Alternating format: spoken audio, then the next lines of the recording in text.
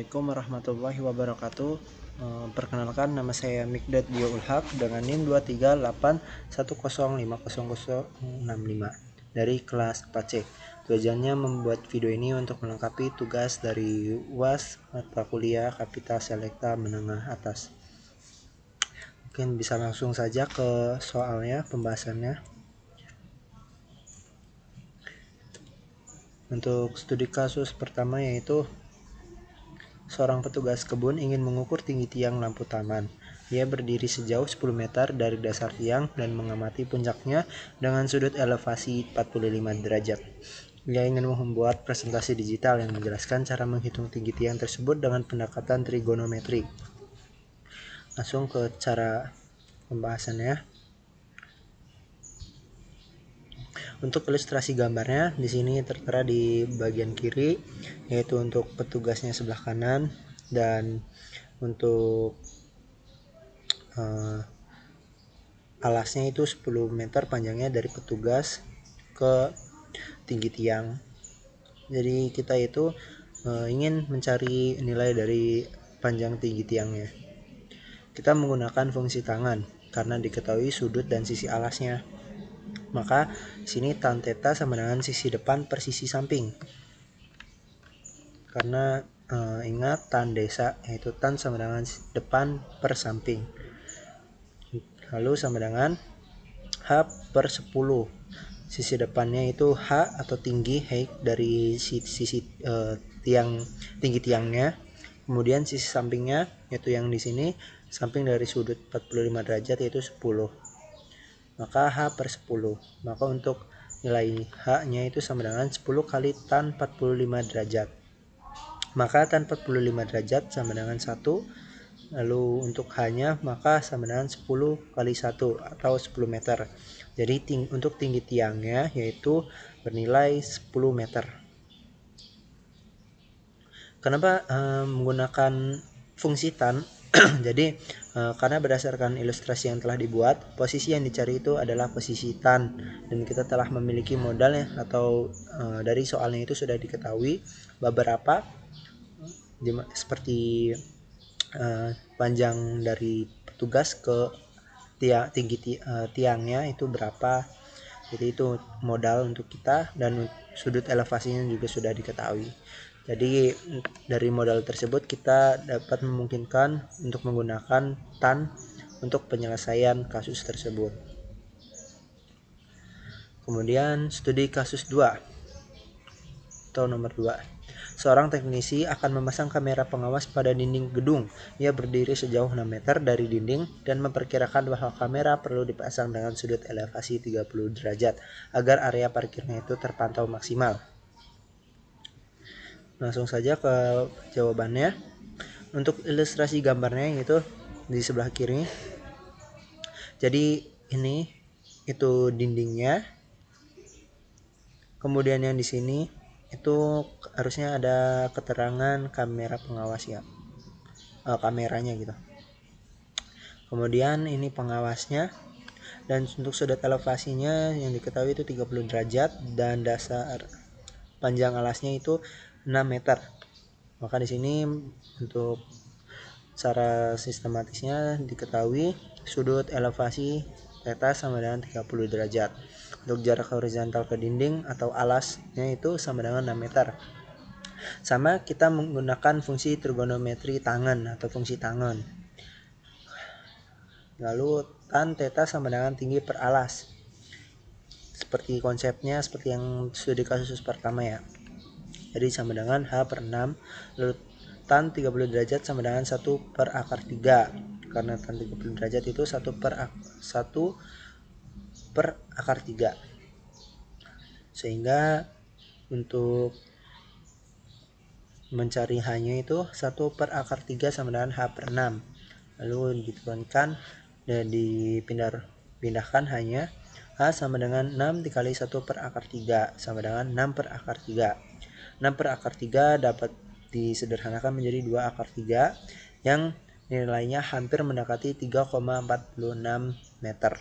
Jadi tinggi kamera dari tanah adalah sekitar 3,46 meter, di mana tujuannya itu untuk kamera dapat memantau secara maksimal. Ya, kenapa menggunakan fungsi tangan? Jadi fungsi tangan sangat relevan dalam soal ini karena kita memiliki sudut elevasi dan ingin mencari tinggi dari suatu objek vertikal, yaitu kameranya.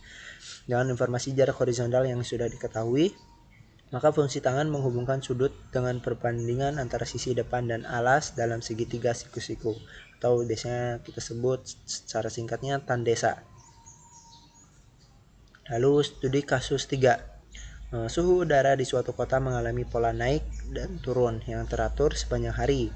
Kemudian dimodelkan dengan fungsi T kecil sama dengan 5 sin pi T per 12 ditambah 25, dengan T adalah suhu dalam derajat Celcius dan T adalah waktu. Jadi T besar itu suhu untuk melambangkan suhu, lalu T kecilnya itu untuk melambangkan satuan waktu, di mana satuan waktunya itu dalam sejak tengah malam 0, di mana T-nya itu lebih besar sama dengan 0 dan lebih kecil sama dengan 24. Langsung ke jawabannya. Di sini untuk ilustrasi gambarnya bisa dilihat kurva menunjukkan naik dan turun, di mana di sini pada jam ke 12 itu puncaknya maksimumnya, kemudian turun lagi saat sudah 24 jam menuju ke jam 24. Di sini kita bisa menuliskan tadi rumusnya ya, fungsinya maksudnya. Kemudian kita bisa lihat kita menggunakan fungsi sinus standar memiliki rentang nilai dari min 1 hingga 1. Maka untuk maksimum saatnya yaitu sin pi T per 12 sama dengan 1, maka T max-nya yaitu sama dengan 5 dikali 1 ditambah 25, yaitu 30 derajat Celcius. Dimana kapan itu terjadi? Yaitu terjadi saat kita menggunakan rumus di yang ini pi T per 12, dimana sama dengan pi per 2 atau T sama dengan 6 jam.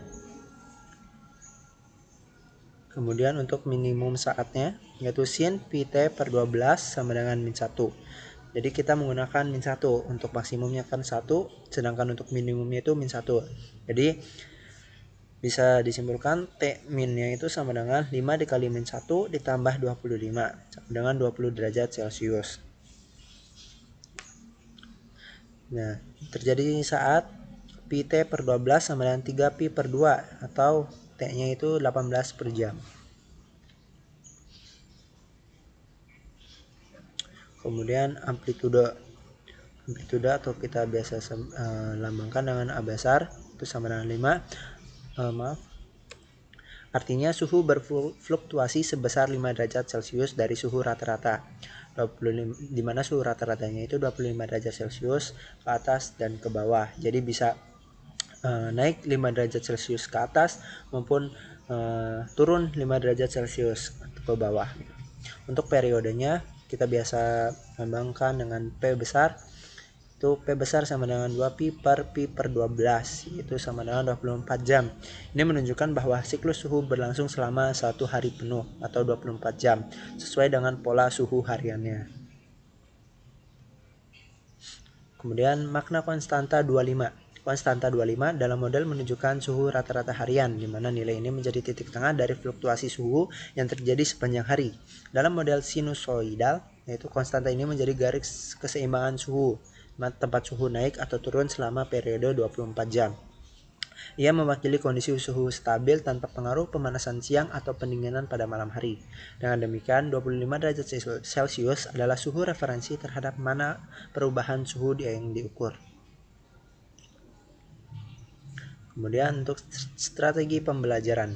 Strategi yang dapat digunakan antara lain yang pertama itu visualisasi grafik suhu terhadap waktu penggunaan aplikasi graphing seperti GeoGebra ataupun Desmos, agar siswa melihat pola naik turun harian secara mudah untuk memvisualisasikan atau menangkap sebagai gambarnya itu bagaimana. Lalu yang kedua, diskusi kontekstual seperti menghubungkan waktu siang atau malam dengan kenaikan atau penurunan suhu, di mana ketika waktu siang itu ada kenaikan suhu, sedangkan untuk malam itu ada penurunan suhu. Kemudian yang ketiga, simulasi data suhu di kota tertentu selama 24 jam itu untuk menghubungkan data nyata dengan model matematikanya. Kemudian yang keempat, latihan interpretasi grafik seperti waktu suhu tertinggi dan terendah dari grafiknya. Lalu yang kelima, aktivitas proyek kecil. Jadi siswa itu membuat model suhu dari data suhu harian yang mereka amati. Jadi siswa itu diberikan proyek-proyek kecil agar siswa dapat lebih memahami secara praktik. Ya, sekian dari saya, kurang-kurangnya mohon maaf. Wassalamualaikum warahmatullahi wabarakatuh.